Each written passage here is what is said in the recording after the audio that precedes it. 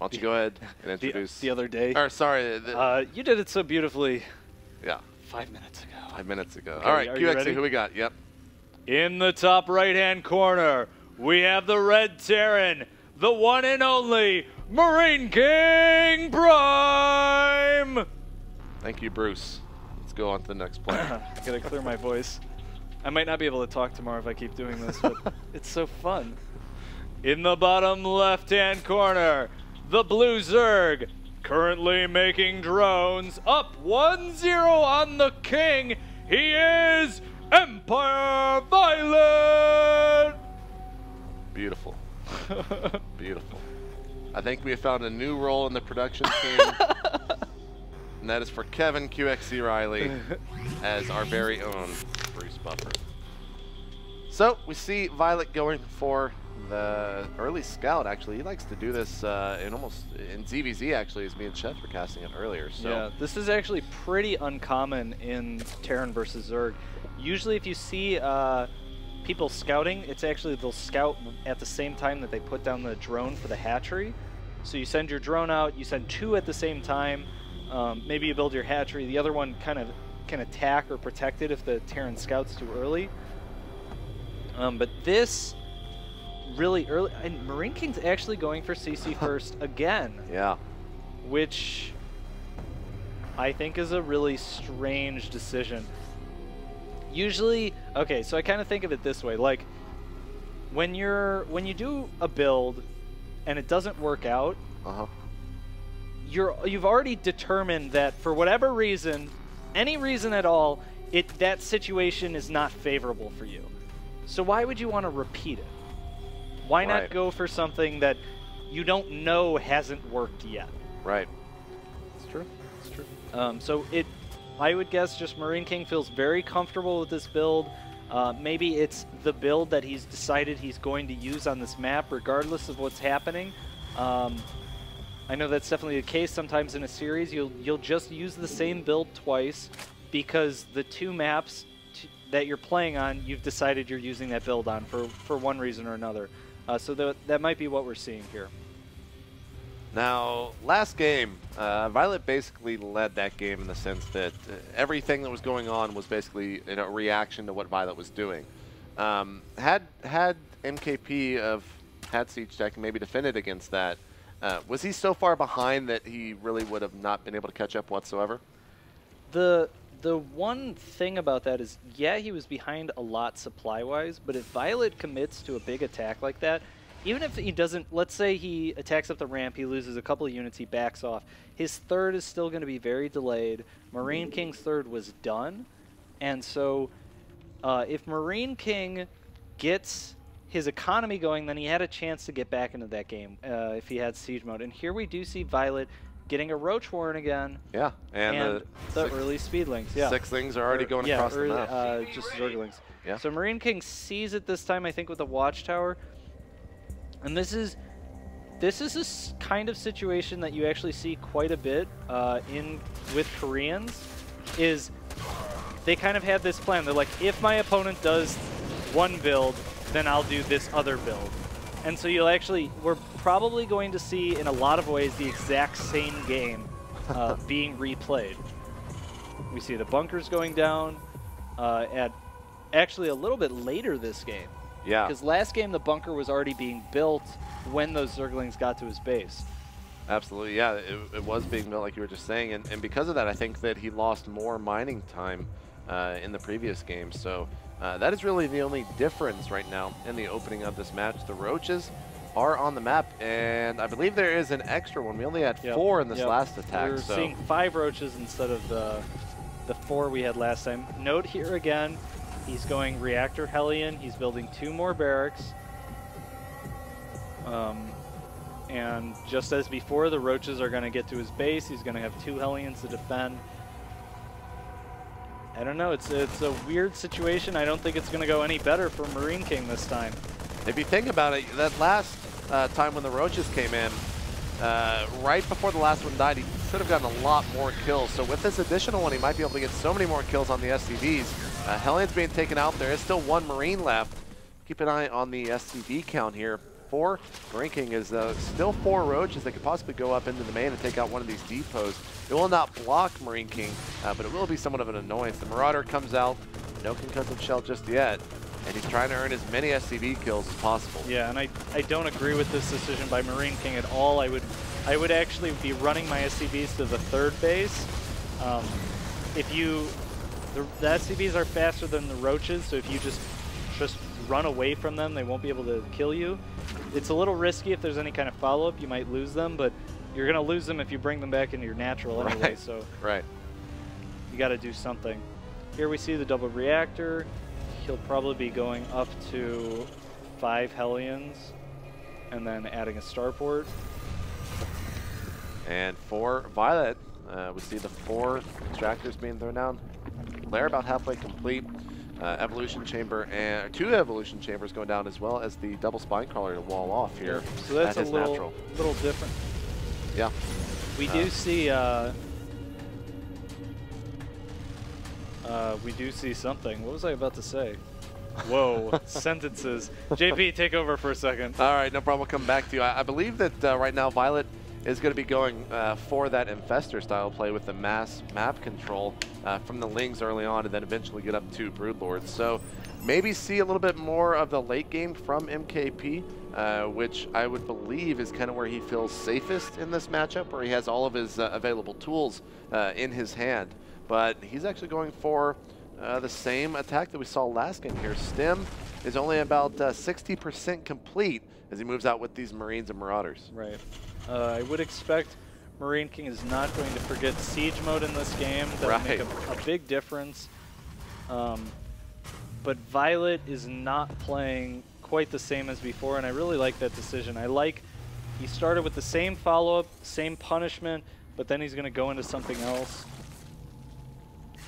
Maybe try and catch Marineking off guard, get him to think he's doing that same old build. Right. And there's the infestation pit with the pathogen glands upgrade already started.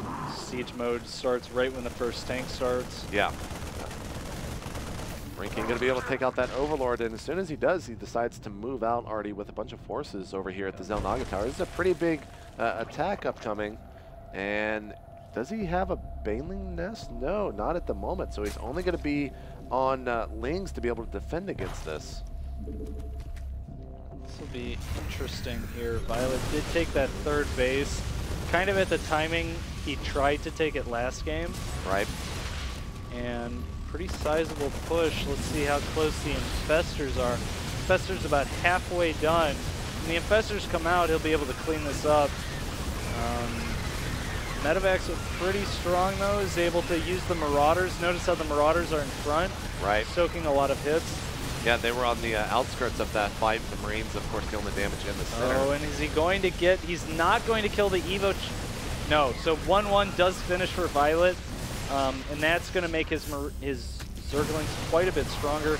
Here we see the Infestation. Fungal Growth going down. He might lose this 3rd. Yeah, no, he's going to have to cancel it. But the Zerglings and the Infestors, he'll be able to clean this up and then probably put it back down almost immediately. I don't know, he decides not to use Fungal Growths on that. Right, yeah, and I mean, losing these medevacs would have been a huge blow to MKP, but if he's able just to escape with that, he's really going to be in a good position. 106 to 80 supply here. Violet basically was attacked right as those Infestors were about halfway complete, like you mentioned. So MKP once again hitting it a very good time, and here comes the follow-up attack. This time it's going to have tanks thrown in there. So Violet's moving out right now into the center of the map. A load up did occur into that medevac. The Infestors are at the Xel'Naga Tower, and he sees this oncoming attack. He could get a sick fungal on those Marines, but there's MKP spreading out immediately upon seeing those.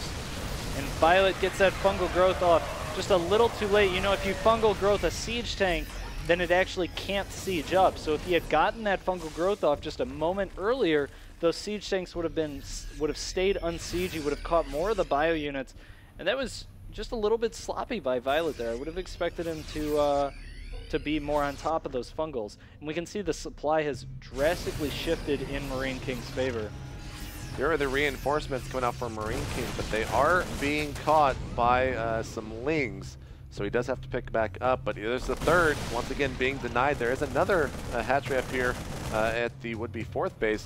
Marauders moving forward. They're going to get surrounded here. Infestors dropping some fungals, and this attack is going to be cleaned up. A little bit of an overextension from those takes, and the tanks will also be lost, although he could pick up that last one and go back home, but he still has those medevacs. Yep, and actually, back home we see Marineking has stopped tank production and is adding more barracks, and this is kind of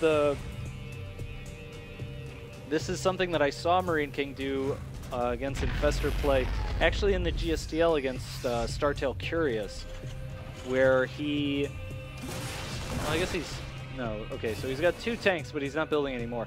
Basically, he transitions into mass bio with good upgrades and mass medevacs. Gotcha. And once you get about 16 or 20 medevacs, you're actually able to not really lose units to fungal growth as long as you're keeping them spread out. And besides that, the Zerg doesn't have too much. The bio is able to clean it up, so the Zerglings dart in, do kill a tank. Yeah.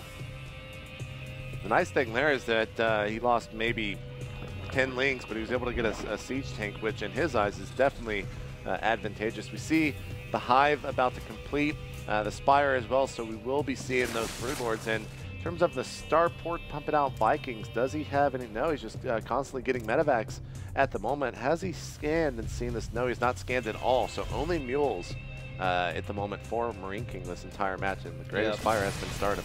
A Broodlord switch would definitely be dangerous. Marineking also does not know about Violet's 4th, or I guess it's not a 4th, but what would normally possibly be his 4th in the west side, and so that's going to give him a lot of extra gas. Definitely, if you think Zerg is stuck on 2 bases, you're not as worried about Hive Tech. They just don't have the money to really support it. Right. But once you see Zerg's on 3 bases, they've got Infestors, you've got to start thinking Hive. But Marineking doesn't know about that 3rd base, so he might not think to check for Hive Tech or start making preparations for that in time. There is the load up to save those units. Lings really given such great map control to Violet. Marineking not able to move out whatsoever. Yep. And 6 Corruptors are just about to finish. Already a huge amount of Infestors out as well, so. Yeah, we do have 7 Infestors for Violet.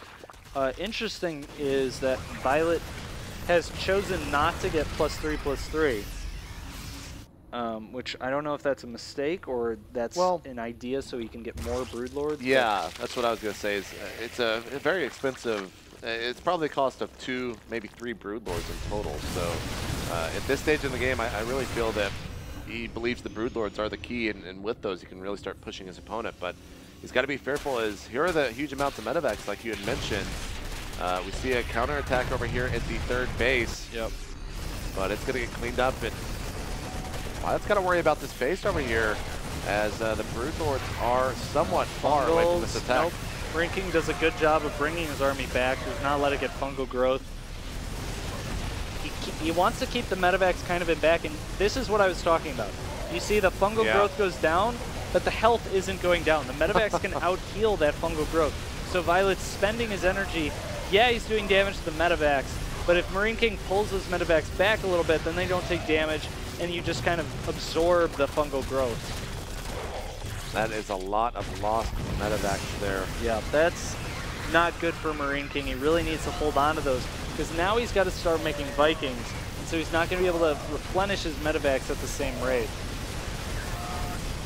Doing a bit of damage here to the Broodlords, but he's just not making the right units, and he's not making them fast enough. Right. That attack was basically nullified as soon as the Broodlords got over there. Right. And he lost so many medevacs that he was so far ahead supply-wise. Right now it's 157, but I'm pretty sure Violet's going to start to surge forward here, as he will be adding on more Broodlords pretty soon. And most likely also getting the upgrades. His Ling count is somewhat low for this little attack here, or this little force in the south. But at the same time, Marineking does have a pretty big reinforcement, and now in this attack he's going to have some additional Vikings. Yeah, but look at the Vikings compared to the Corruptor account. He's got 7 Corruptors on the way, so Violet has more than 3 times as many Corruptors as Marineking has Vikings. It's going to be very hard. If he catches him out of position here, this actually could be enough. Good fungal growths by Violet, holding those units in place, but he really needs another good set of fungal growths. Needs to keep those Broodlords alive, though. Broodlord's doing a pretty good job right now, down to a total of 3, though, and Thor jumping in the fight as well. All the Vikings are down, but all the Lings and Infestors are down here as well, so those Marines are able just to chew through those Broodlords and the Corruptors as they were taking out the Medivacs. So Marineking, you know, deflecting that attack. Violet all the way down to 123 supply, and Marineking starting to surge ahead now, already up all the way to 150 with more Thors and 11 Marines at a time coming out of those racks. Yeah, Marineking in a very good position now. And so we were talking about, okay, great, Violet, you want to skip +3/+3 and get more Broodlords, that's cool, but you got to win with them. Right. Marineking's at 3/3 now, so he's going to have a huge advantage in these Ling on bio battles. And over here we see the 4th base of Violet now being taken out. Fester popped out, no fungal. Speedling's in the natural, a nice backstab. Does not get the depots up in time. But those Speedlings are not going to be that effective against these Marines because of the upgrade disparity. Right.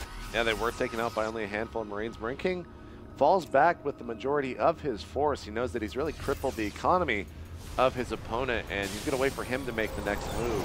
Or maybe not now, as he is just collecting his remaining forces and pushing forward, really deciding where he wants to attack at this point. Interesting to note, Violet also skipped the adrenaline glands? Yeah. Yeah. So he was really banking on those Broodlords to take in the game. And they didn't. Yeah. They didn't at all. Almost 100 supply difference here. Yeah. Marineking just moving forward. The big unit really are these Thors in this fight. Banelings aren't going to have anything to say against this. Really nothing will. As you even see him stemming his entire Marine Marauder force just to get up there faster and in the game. Doesn't have as many medevacs, so he will lose some units to those fungals, but does not matter that much, especially with these Thors in there and just the amount of units that are coming up. But we do have a Ling run by over here for Violet at the 3rd base of Marineking, and that's not going to get cleaned up fully. He's going to lose a lot of the SCVs, but now he's also going to be losing his hatchery over here at the 3rd base of Violet, or at least should. He's doing a pretty good job of defending against this, but now the Broodlords are starting to fall. Yeah, Violet really has nothing left. Right. Yeah, good game, well played. So we do go on to Game 3 with a tied up score. Yeah, 1-1 between these two players. So the next map, we will soon find out while we're waiting for that. Sheth, Rob, what do you guys think of Violet's play? That was really, really good up until a point. He had a great opening with the same thing where he went for that 6 Lings, and it worked. And then there were 5 Roaches instead of 4, and even that little change helped a lot. You could see the difference. He even just played it really, really well up to that point. Always knew what MKP was doing, and then the mistake was just that attack when he went with the Zerglings a little bit early. MKP got to retreat into a better position, and he needed to pull him forward a little bit more. That's like kind of the one risky thing about putting your Evolution Chambers up in the front. You may lose them to that sort of situation. Especially because I didn't see exactly what happened to the 2 spine crawlers, but they weren't there at that point. Right. If he had the 2 spines and then could have maybe flanked, even just coming from the ramp, just to stop MKP from having the option of going to the ramp, because that's such a beautiful place to go. And then from there, MKP just played a really dominating game, or just made the right decisions. And even though Violet, he made the Broodlords and he had that little bit of advantage because he didn't go for 3-3, but he couldn't finish it off. Really nice play with the Marines. Dude, he did that. He did such a big push across the center map too. He was like knocking right on Marineking's door. It looked like he was going to be able to break it, and then Marineking was just able to flank around and kill all of the Broodlords. And that was, I mean, I don't know what you do after you lose all your Broodlords, man. Right. Chef, what did you think of the decision to get as many of those Broodlords instead of the 3-3 upgrades, and as well as adrenal glands like QXE was mentioning?